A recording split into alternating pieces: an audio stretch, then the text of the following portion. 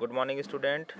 हम लोग वीडियो को कंटिन्यू करते हुए रिप्रेजेंटेशन ऑफ nth रूट पर चर्चा करने वाले हैं आज, जो है कि कैसे रिप्रेजेंटेशन इसका होता है एक्सपोनेंट फॉर्म में।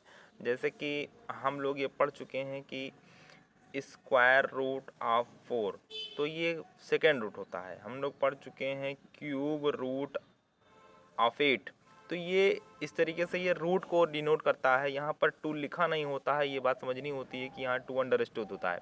ये स्क्वायर रूट है, ये क्यूब रूट है। ऐसे ही अगर हम चाहें तो यहाँ फोर्थ रूट लिख सकते हैं। तो इस तरीके से हमको जनरल फॉर्म पढ़ना है nth रूट, और उसका हमारे एक्सपोनेंशियल फॉर्म में क्या रिप्रेजेंटेशन होगा। तो एक्चुअली अगर ये लिखा हुआ हो कहीं कि nth रूट ऑफ a, इस तरीके से, तो nth रूट ऑफ a का अगर हम एक्सपोनेंशियल फॉर्म लिखें तो वो होता है a to the power 1 upon n। ये बहुत बड़ी बात लिखी हुई है, हम सब के लिए हमें समझना होगा कि nth रूट ऑफ a का एक्सपोनेंट फॉर्म में रिप्रेजेंटेशन क्या होता है। तो nth रूट ऑफ a का एक्सपोनेंशियल फॉर्म में a to the power 1 upon n होता है। आइए समझते हैं ये कैसे, क्या चीज़ है एग्जांपल के थ्रू। जैसे आप जानते हो कि स्क्वायर रूट ऑफ 4 की वैल्यू 2 आती है, तो इस पर चर्चा करते हैं कैसे इस तरीके से डेवलप हुआ इस ये क्वेश्चन की वैल्यू 2।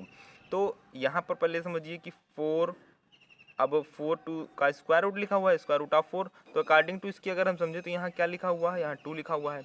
मीन्स इसको एक्सपोनेंट फॉर्म में लिखेंगे तो कैसे लिखेंगे, 4 टू दी पावर 1 अपॉन 2। जब n है तो 1 अपॉन n, 2 है तो यहाँ 1 अपॉन 2 होना चाहिए।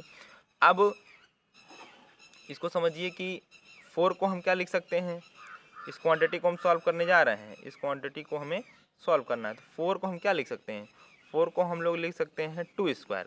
हम जानते हैं 2 स्क्वायर मीन्स 4 होता है, तो 2 स्क्वायर और होल अपॉन क्या है, 1 अपॉन 2 है। अब वही पुरानी बातें आ रही हैं। यहाँ पर देखिए ये इंटरनल पावर है और ये एक्सटर्नल पावर है, और हमने पढ़ा है कि जब इंटरनल एक्सटर्नल पावर हमें दिखती हैं तो उनका रिजल्ट लिखते समय पावर्स का मल्टीप्लिकेशन हो जाता है, प्रोडक्ट हो जाता है। मीन्स 2 की पावर क्या है, 2 मल्टीप्लाई 1 अपॉन 2, तो 2 से 2 क्या हो गया, कैंसिल, और फाइनली क्या आ गया, 2 की पावर 1 एंड 2। तो कहीं ना कहीं इस तरीके से ये चीज़ें डेवलप हुई हैं। जो ये nth रूट होता है, अगर इसको एक्सपोनेंट फॉर्म में हमें लिखना हो तो हम इस तरीके से इसको लिख सकते हैं। अभी हम लोगों ने इसको क्लियर किया, आइए थोड़ा सा अब इसको देख लेते हैं। सेकेंड वाला क्यूब रूट ऑफ 8, इसको अगर सिंप्लीफाई, वैसे तो जानते हैं कि 2 होता है, बट इसके तरीके से अगर देखें तो क्यूब रूट ऑफ 8 का रिप्रेजेंटेशन क्या होगा, रिप्रेजेंटेशन होगा according to this rule 8 to the power 1 upon 3 ना। अब हम लोग बताइए एक्सपोनेंट फॉर्म में कन्वर्ट किया।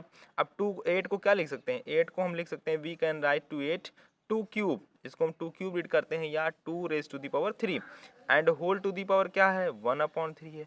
फिर वही बात आ गई, ये इंटरनल पावर ये एक्सटर्नल पावर, तो क्या होता है, मल्टीप्लाई होता है। तो मल्टीप्लाई देखिए कर रहा हूँ, internal power and external power. तो आप देख ही रहे हैं 3 से 3 क्या हो जाएगा, 3 से 3 कैंसिल हो जाएगा, और फाइनली क्या आ जाएगा, 2 आ जाएगा। तो क्यूब रूट ऑफ 8 की जो वैल्यू होती है वो तो हम जानते थे 2 होती है, लेकिन वो इस तरीके से भी यहाँ पर फाइंड हो रही है। तो ये रिप्रेजेंटेशन है जिसको हमें समझना होगा, क्वेश्चंस में हम इसका यूज करेंगे। तो इस nth रूट ऑफ a का रिप्रेजेंटेशन एक्सपोनेंशियल फॉर्म में क्या होगा, a to the power n होगा, ठीक है ना। तो इस पर डिपेंड तमाम क्वेश्चंस आपको मिलेंगे, इसलिए बहुत ज़रूरी बात है समझना कि nth रूट ऑफ a की वैल्यू एक्सपोनेंट फॉर्म में क्या होगी, a to the power n होगी। बाय एग्जांपल मैंने आपको समझाया। अब यहाँ पर एक छोटी सी चीज़ और देखेंगे कि किसी भी क्वांटिटी की पावर 0 1 होती है, कई क्वेश्चंस में ये आपको मिलेगा, लेकिन मन में ये ख्याल आता है कि कैसे ये हो गया, आखिर कैसे, क्या इसका डेरिवेशन है, कैसे मान लिया गया। तो इसका भी डेरिवेशन छोटा सा है और इसलिए देखना भी जरूरी है। तो किसी quantity, any quantity, a means any real number, quantity मतलब जीरो ना कर देना, क्योंकि 0 अपॉन 0 अगर कर दोगे, ध्यान देना 0 अपॉन 0 क्या है, अनडिफाइंड है। ये छोटी छोटी बातें ध्यान देना होगा।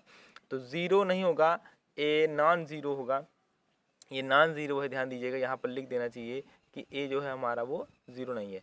तो अगर ये नॉन ज़ीरो है, रियल नंबर है 2 3 5 माइनस 5.2, और उसकी पावर अगर आप ज़ीरो करते हैं तो ये 1 आएगा। कैसे आएगा, हमने एक्सपोनेंट में ये रूल पढ़ रखा था कि a to the power m minus divided n, ये क्या होता है, a to the power m इसका सेकंड मतलब ये भी तो होता है a to the power n, चाहे ऐसे लिखें चाहे ऐसे लिखें।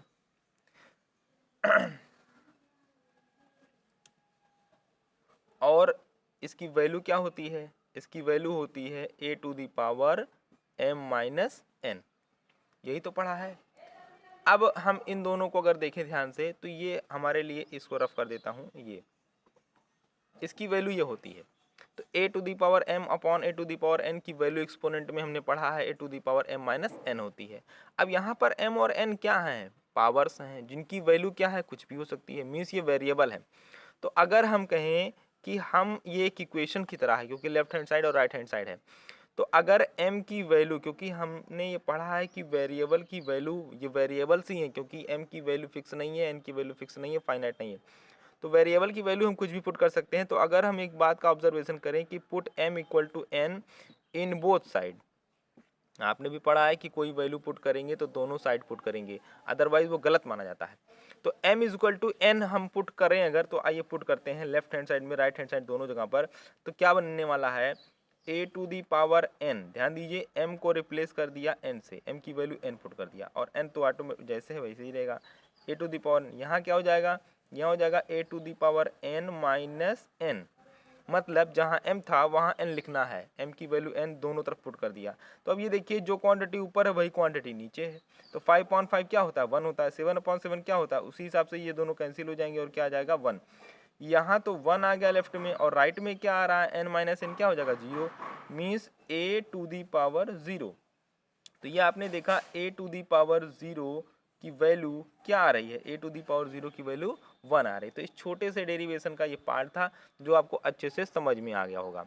तो और ये एक बहुत इंपॉर्टेंट रिजल्ट है जो बार बार क्वेश्चंस में यूज़ होता है। अभी इसके प्रीवियस में मैंने क्वेश्चन आपको बताया था, तो वहाँ x टू दी पावर 0 आया था, तो x टू दी पावर 0 की वैल्यू क्या होगी, 1 होगी। एनी क्वांटिटी 0 ना हो बशर्ते, ध्यान दीजिएगा, क्योंकि 0/0 करोगे तो वो अनडिफाइंड हो जाएगा। 0/0 हमारा क्या होता है, अनडिफाइंड होता है, ध्यान दीजिएगा, ये अनडिफाइंड है, अनडिफाइंड है, इसकी कोई डिफिनीशन नहीं, इसकी कोई, अनडिफाइंड का मतलब हम इसके बारे में जानते ही नहीं है, तो ये भी ध्यान देना है। तो x टू दी पावर 0 की वैल्यू 1 होती है, any quantity to the power 0 1 होती है, लेकिन वहाँ पर हमारा जो x का नेचर होगा, ये जो x होगा ये क्या होगा, नॉन जीरो होगा, ध्यान दीजिएगा, और x है क्या, रियल नंबर है। तो उम्मीद है ये इतना बातें आपको समझ में आएंगी, ये भी बहुत ज़रूरी चीज़ें थी आपके लिए, छोटे छोटी बातें थी मगर ज़रूरी थी। ठीक है, आगे बाकी चीज़ें नेक्स्ट वीडियो में देखते हैं, तब तक के लिए धन्यवाद।